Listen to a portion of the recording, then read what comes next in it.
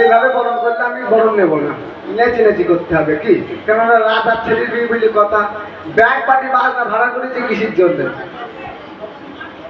মাজা ভাঙলে কোনো অসুবিধা নেই। আইকে বরণ করবি তোরা সোনার লোকে, আইকে বরণ করবে তোরা, আইকে বরণ করবে তোরা, আইকে বরণ করবে তোরা, আইকে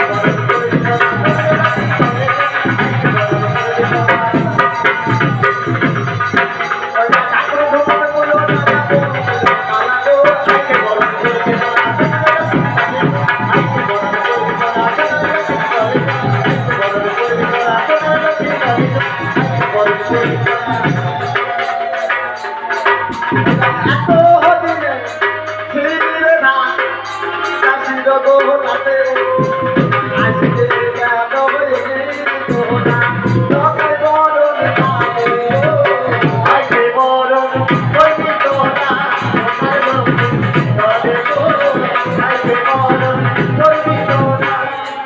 মাতাল কি ভারী হয়ে যাচ্ছে তোমার?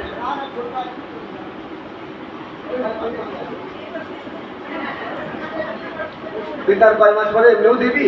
দেখ দাঁড়া দাঁড়া, এখন মিষ্টি দিও না, একটু পরে না। এবার কি করলেন? বিধির বিধান মতে বরণ হয়ে গেল। এবার বিবাহ করতে,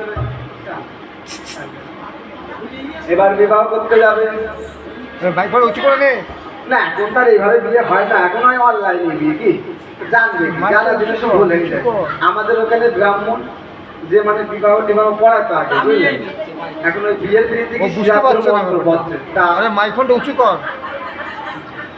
বিয়ে বাড়ি শ্রাদ্ধ মন্ত্র পড়ছে। এখন যা আরেকজন আমাদের পাড়ার আরেকজনের কাছে চুয়াপত্র থাকে, হ্যাঁ বোঝে না, তা বলছে আপনি এই মন্ত্র পড়তেন কে? বলছে স্যার আমার কিছু মনে নেই, কোন খালি বৃথা বলাইছি, সব ভুলে দিচ্ছি। এবার বিধির বিধান মতে বরণ হয়ে গেল।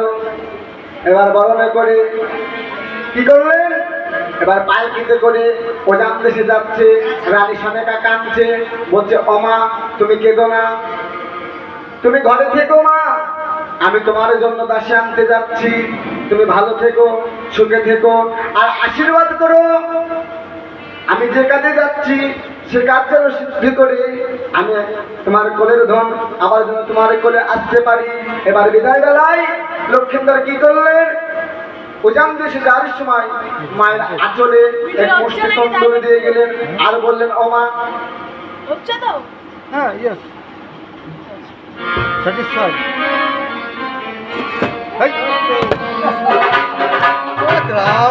একেবারে সত্যি, ভালো থেকো, তোমার জন্য আমি দাসী আনতে যাচ্ছি, আমার আসতে যদি দেরি হয় তুমি অধ্যয়ন করে সেবা করে বসে থেকো, আমার আশা পথে আমি অতি শীঘ্রই করে ফিরে আসবো। এই বলে মায়ের অঞ্চলে তন্ডল বিয়ে এলাকায় বিয়ে করতে যাচ্ছে না কেমন ভাবে